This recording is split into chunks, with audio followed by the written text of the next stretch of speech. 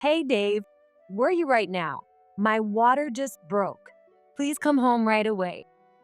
Oh, that's impossible. I'm on a trip with Emma right now. I'm not nearby, so call someone else, like your parents. No way. This was a critical moment, and today was supposed to be the due date. Despite that, why was Dave on a trip with Emma? Feeling frustrated but realizing time was of the essence, I hurriedly called my dad. With the help of my dad and his assistant, Rick, I managed to safely give birth to a baby girl.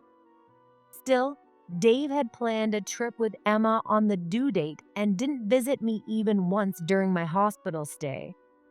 Even after knowing our daughter was born, he continued his trip. Does Dave really think Emma is more important than our newborn daughter?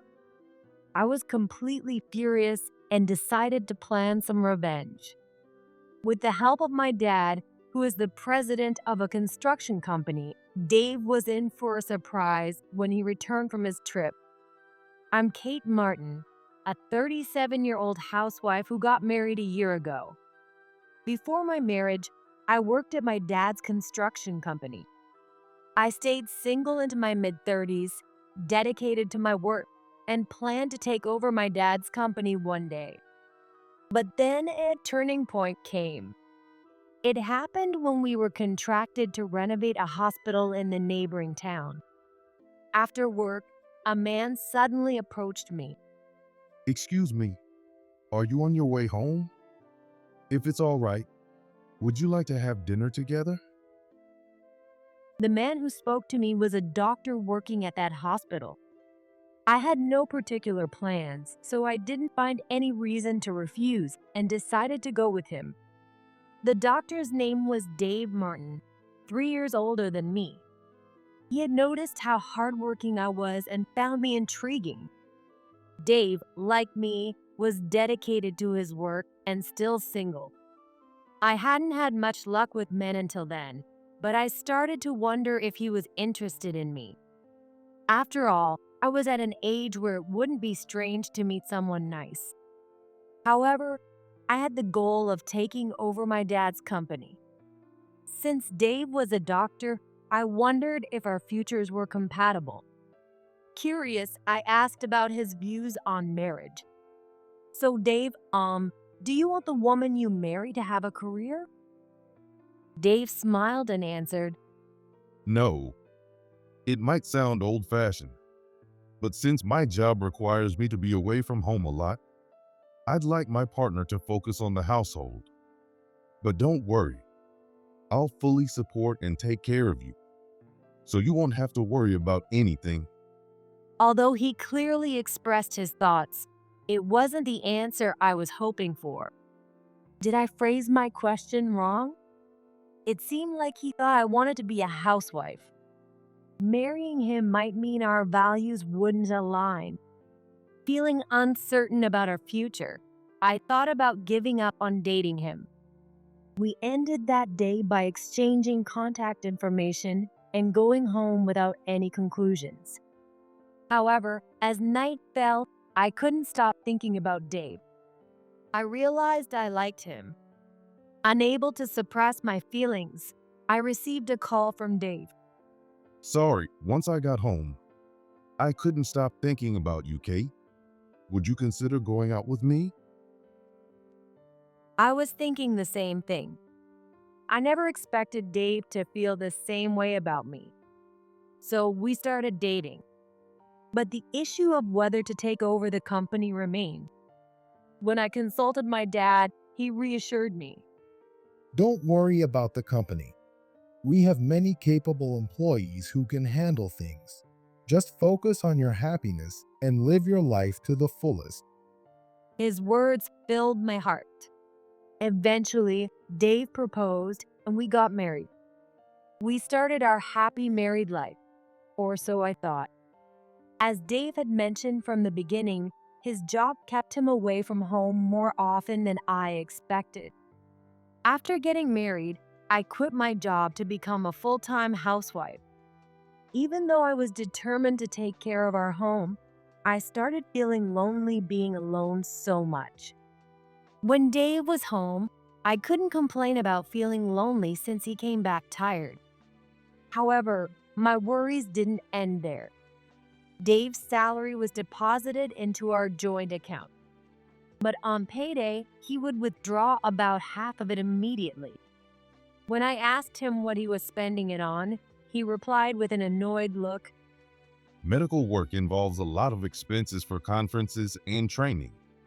Plus, teamwork is crucial, so I can't refuse when my colleagues invite me out. You can't just pocket everything you earn. While it seemed reasonable, I couldn't really understand since I had never worked in healthcare. Still, I thought managing the rest was my responsibility as his wife. I didn't press further, fearing it would upset him. But was that a mistake? His withdrawals escalated each month. Initially, he left half for household expenses, but it soon dwindled to 1/3, then 1/4. No matter how much I tightened our budget, it wasn't enough. Whenever Dave came home, I asked why he spent so much, but he insisted it was necessary expenses. However, this seemed excessive. I was reaching my breaking point. How can we manage if you cut our living expenses this much, even if it is necessary? It's not my fault. If you need more money, why don't you get a job yourself? How could he say that now? I wanted to keep working, but it was Dave who asked me to quit. My stomach churned with anger, and I started feeling nauseous. Reaching my limit, I rushed to the bathroom. I felt a bit better after throwing up, but hearing Dave's voice from behind made my chest tighten again.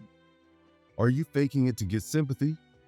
Sorry, but I'm not falling for that. No, just leave me alone. I said this and went into the guest room, a place I usually don't use. I couldn't stand sleeping in the same room as Dave tonight, so I decided to sleep here. However, even after lying down, the nausea wouldn't go away.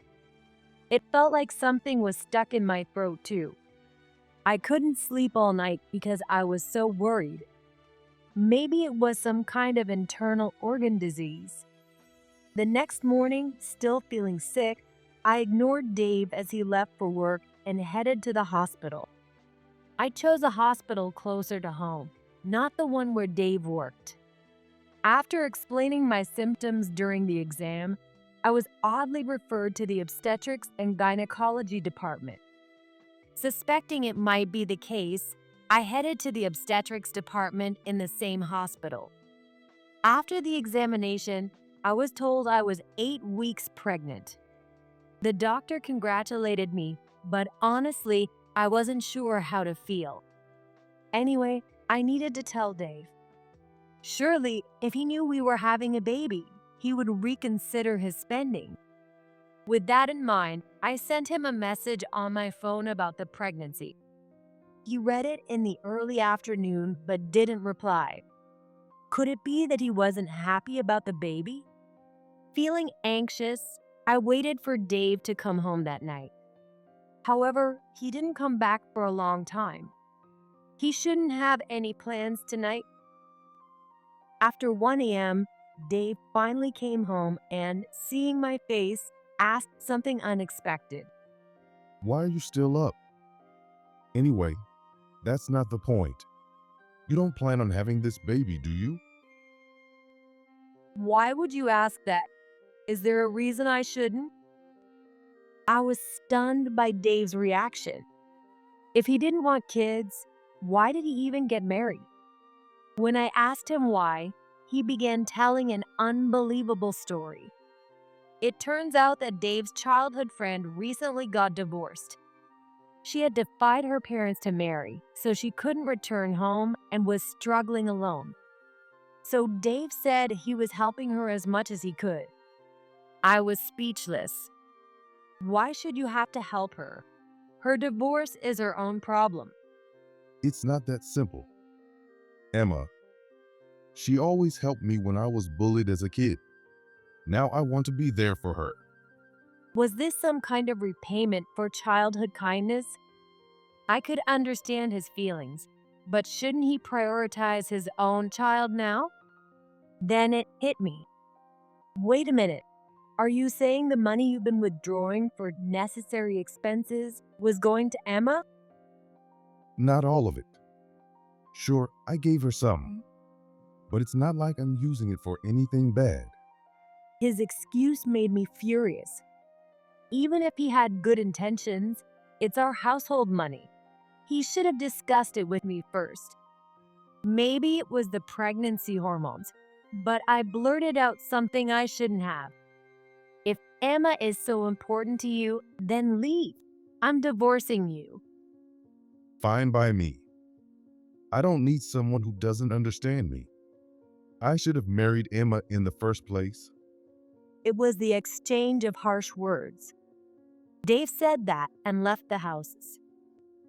Last night, I was so angry that I might have gone too far. Besides, it's better for my baby to have their father around. I decided to apologize and called him, but he didn't answer, so I left a message apologizing for my harsh words. Still, he didn't read my message. Should I give up on having the baby? That evening, I visited my dad at the company he runs and told him everything that happened. My dad was furious. What is Dave thinking? He's married. Even if they are childhood friends, it's outrageous to cut back on living expenses to help her out. You're right. I should have managed things better. Should I give up on having this baby? As I asked while gently rubbing my belly, my dad shook his head vigorously. No, that child is a precious life. Kate, don't worry about anything else. Just focus on having a healthy baby. I'll take care of everything else. My dad's words brought tears to my eyes. All the employees of the company who were around him said they would help. They were originally my coworkers, and we've always shared everything with each other. Encouraged by these strong colleagues, I decided to have this baby. When I returned home, Dave was standing in front of the door. He seemed to be waiting for me, looking a bit uncomfortable. What's wrong, Dave? Weren't you going to leave? Well, I was planning to leave at first. But you told your dad about what happened yesterday, didn't you? He called me and yelled at me. He said if I didn't come back immediately, I'd have to pay $100,000 for alimony and child support. He was so scary, like a mafia boss. I had no choice but to come back. Using your parents to threaten me is so unfair. So that's what happened. Anyway, since he came back, I told him about my decision to have the baby and the due date. However, Dave still spent most of his time away from home, and he kept withdrawing money without telling me. You're probably giving it to Emma again. Even when I made snide comments, he just ignored me. Dave only came back because he didn't want to pay the large amount of money. As the due date approached, Dave was still rarely home. I didn't want to trouble my dad by having the baby at his house since he's the only man there, so I decided to wait at home for Dave. But even on the due date, he didn't come back. Being alone at home, I started to get anxious. Then it happened. Suddenly, I felt labor pains. And then a warm sensation. My water broke. I couldn't bear it any longer and tried to call a taxi, but I couldn't find a paper with the taxi company's number. I should have saved it on my phone. Calling an ambulance would disturb the neighbors. I should call Dave immediately. When I called, Dave answered right away. Hey Dave, where are you right now? My water just broke. Please come home right away. No, that's impossible. I'm on a trip with Emma right now.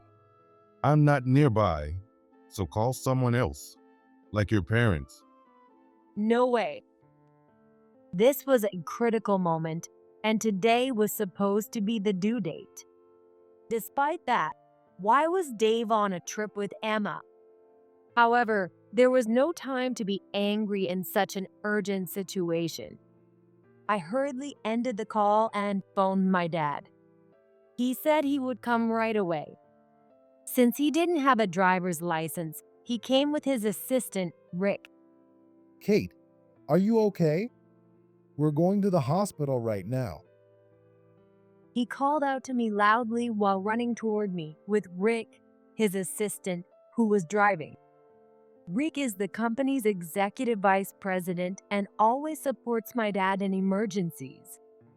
I put my arms around both my dad and Rick, and they helped me to the back seat of the car. My dad sat next to me and kept encouraging me while rubbing my back until we reached the hospital. Thanks to them, I safely gave birth to a baby girl. I heard it would have been dangerous if we had arrived a bit later. I was filled with gratitude for my dad and Rick. Thanks to them, I was able to safely deliver my precious child. I couldn't help but adore my daughter, who was crying with a bright red face. My dad was overjoyed, raising both hands in celebration of having a grandchild. I asked my dad to bring Rick, who had been waiting outside the delivery room, inside. I wanted to thank the man who had saved my daughter's life as soon as possible. Rick came in, looking a bit embarrassed. Kate, congratulations on the birth of your baby. All thanks to you, underboss. Rick laughed and shook his head lightly when I called him by his old title. No, our company is now a legitimate company, so please don't call me that. Your daughter will be surprised. For a moment, the atmosphere felt warm, and I smiled. Was it just my imagination? My daughter, who had stopped crying at some point, now seemed to have a slight smile on her face. Seeing my daughter's peaceful expression, I resolved to make her happy no matter what. However, my spirits sank as I stayed in the hospital room. This was because I hadn't been able to contact Dave since then. He knew I was admitted to this hospital, and I had sent him my room number via message.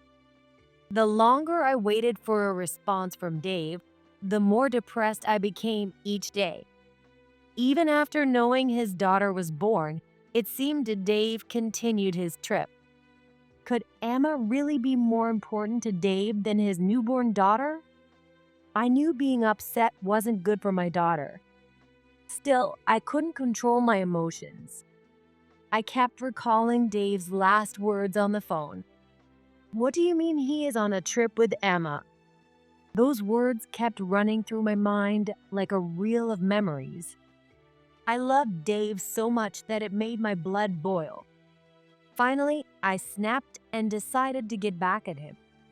As I meticulously planned my revenge in my head, a voice startled me from behind.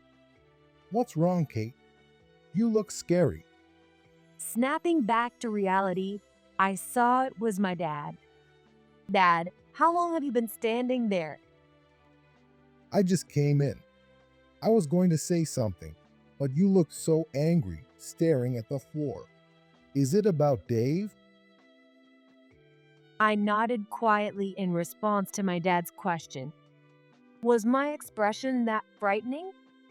I instinctively looked in the mirror and tried to force a smile. Since my dad was here, I decided to ask him for help with something. It was about the revenge plan I had just come up with for Dave. Dad, I have a favor to ask. I need everyone at the company to help too.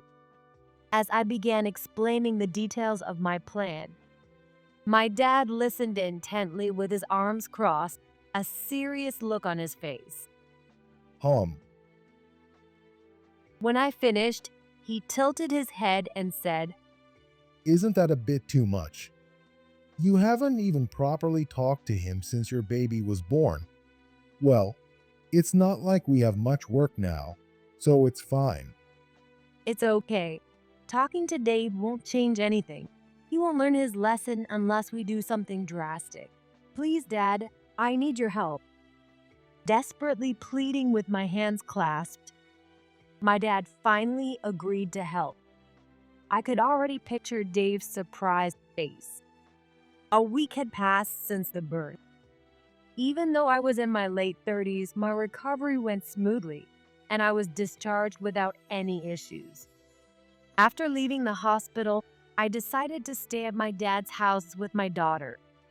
While I was in the hospital, everyone in the Blackwood family swiftly carried out the plan I had asked my dad for. On the way back to my dad's house, I made a stop and attached something to the restricted area rope. That something was. When I called the hospital where Dave works, I found out that he had taken a 2-week leave. He had requested time off, citing wife's expected delivery, but he had probably been enjoying a trip with Emma all this time. According to the dates he requested the leave, he should be coming home today.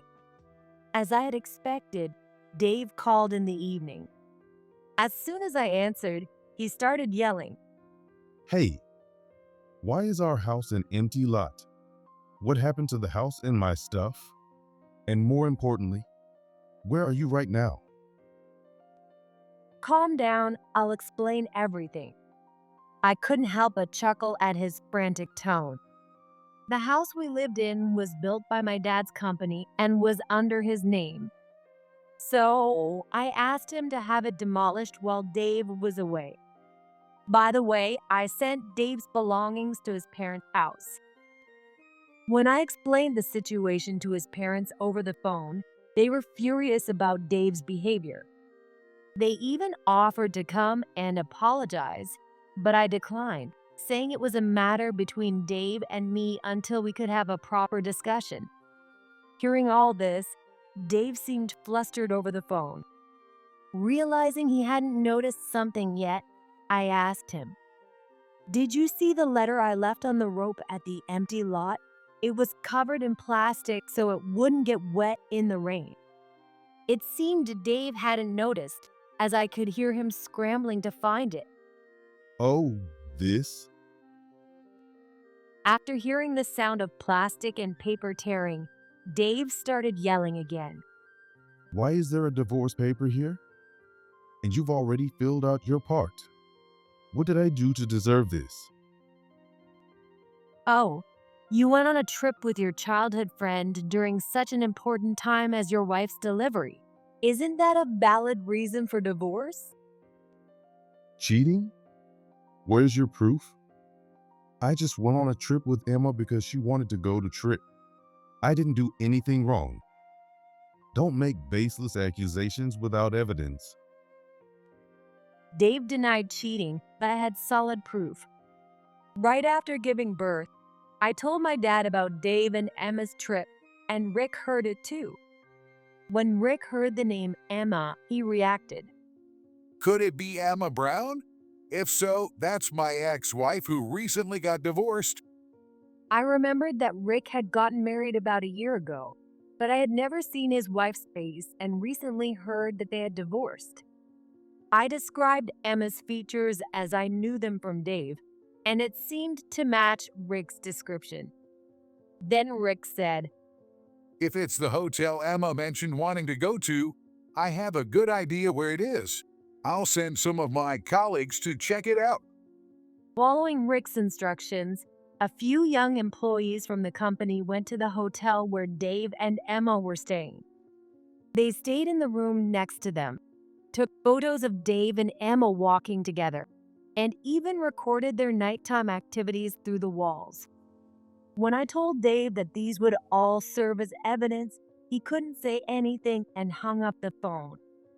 I knew exactly where he would be going next. After a while, Rick and I went to the place where we expected Dave to be. It was the apartment where Rick had lived with Emma before their divorce. Rick had divorced Emma because she was cheating. Rick had told her to leave, but she showed no signs of moving out, so Rick had left instead. When we arrived, sure enough, Dave was there. His car was in the parking lot. Rick immediately headed to Emma's room, and I followed.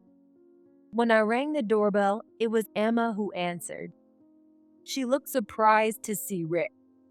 Rick, what are you doing here? And isn't that Dave's wife? Why are you together? Emma, it seems you didn't even know where your husband worked while you were married to me. This lady is the daughter of our company's president.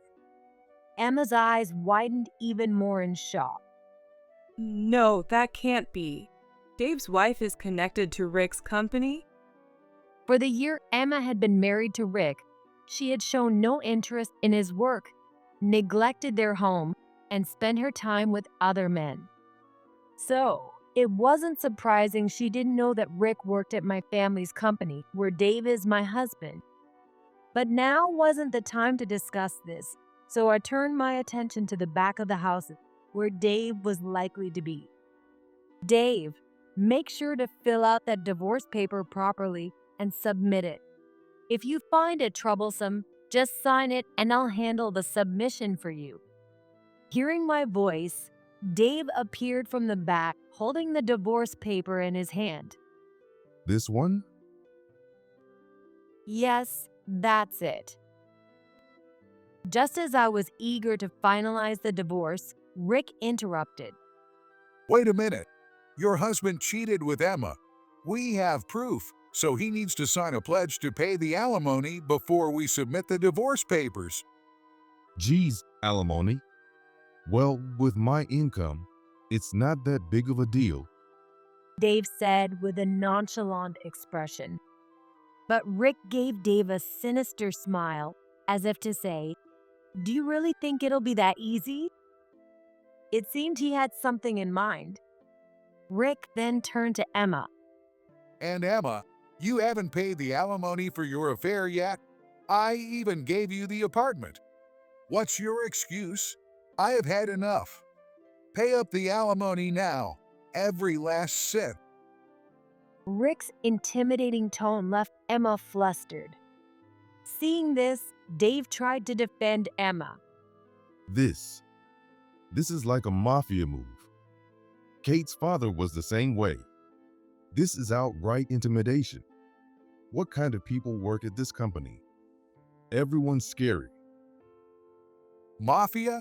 Up until recently, everyone here used to call me underboss. Dave's face went even paler. He looked at me nervously and said, So, does that mean your family, the Blackwood family, is? "Yes, exactly what you're thinking. But now we're a legitimate business. My dad is well respected in the community for his honest work, which is why even your parents trusted him and didn't object to our marriage." Emma also didn't seem to know as she turned pale. She looked like she was thinking she had to pay the alimony quickly or face unknown consequences. Hey, Rick, I'll work and pay you back little by little. Can you wait until then? I'm fine with that, but Emma, it's not just about paying me.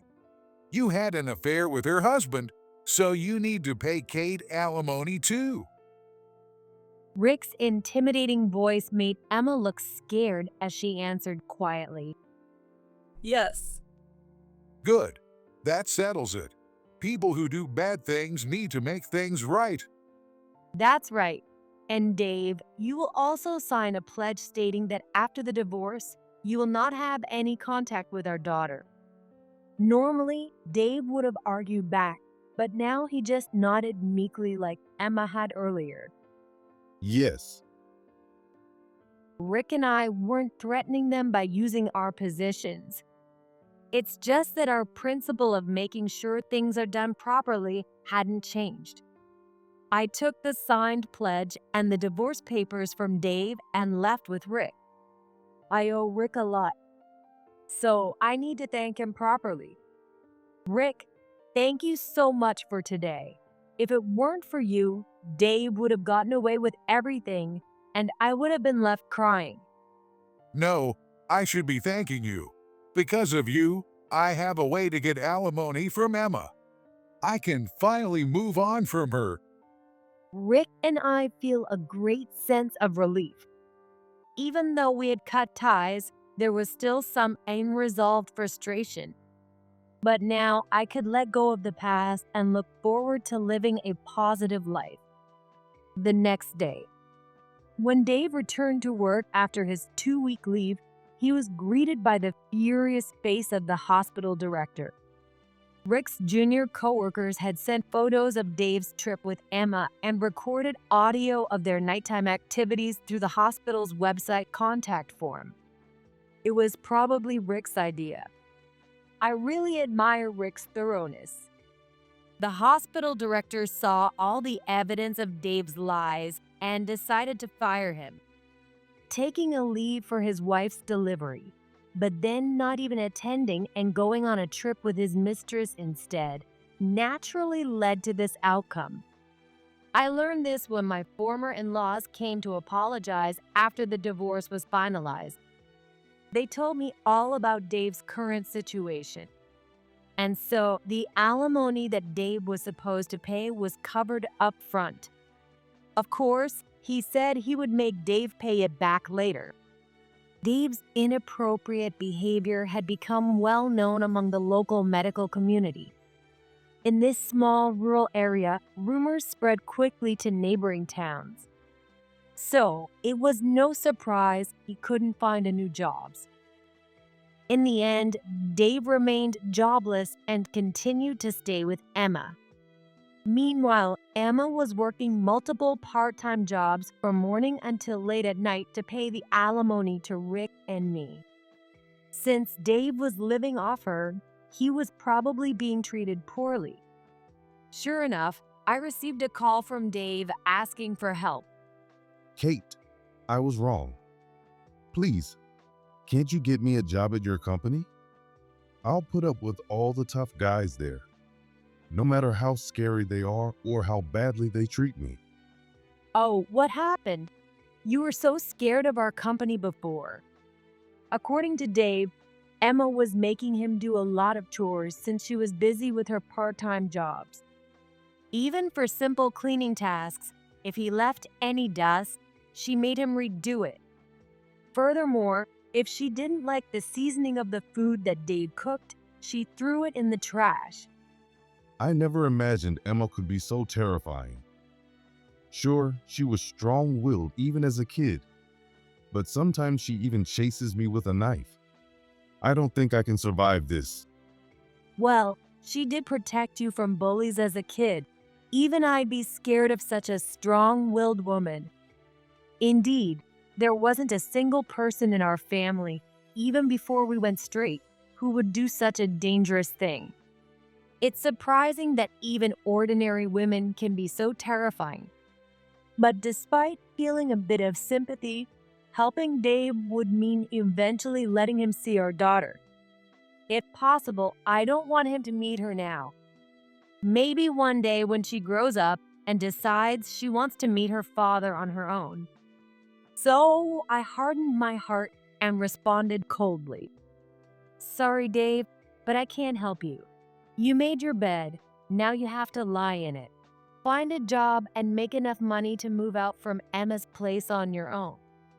With that, I hung up the phone without waiting for his reply.